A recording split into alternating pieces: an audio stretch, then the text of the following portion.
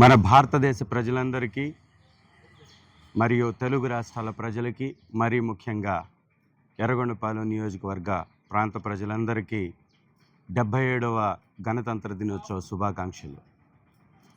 అనేక మంది త్యాగాల ఫలితంగా సాధించినటువంటి ఈ యొక్క గణతంత్ర దినోత్సవం పేదలకి, బడుగు బలహీన వర్గాలకి, ఈ దేశంలో ఉన్నటువంటి ప్రతి ఒక్కరికి మానవ జాతి హక్కులని కాపాడడానికి అనేక మంది బలిదానాలు చేసిన తర్వాత సాధించినటువంటి ఈ యొక్క కార్యక్రమాలు. నిజంగా ఈ దేశంలో పుట్టినందుకు ప్రతి ఒక్కరు గర్వించాలి. ఒక రాజ్యాంగాన్ని అందరికీ సమాన హక్కులతోటి రూపొందించినటువంటి ఏకైక దేశం భారతదేశం.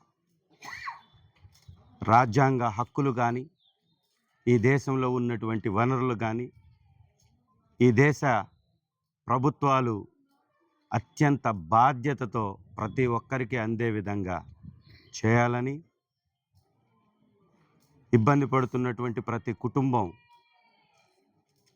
ఆ బాధల నుంచి బయటికి రావాలని, ఈ రిపబ్లిక్ డే రోజు ప్రతి ఒక్కరు సుఖ సంతోషాలతోటి మన యొక్క దేశ భవిష్యత్తుని తీర్చిదిద్దాలని, ప్రతి ఒక్కరు గడపాలని వారికి మనసారా గణతంత్ర దినోత్సవ శుభాకాంక్షలు తెలియజేసుకుంటూ, ఇక్కడికి వచ్చినటువంటి వారికి కూడా నా హృదయపూర్వకంగా రిపబ్లిక్ డే శుభాకాంక్షలు. Thank you.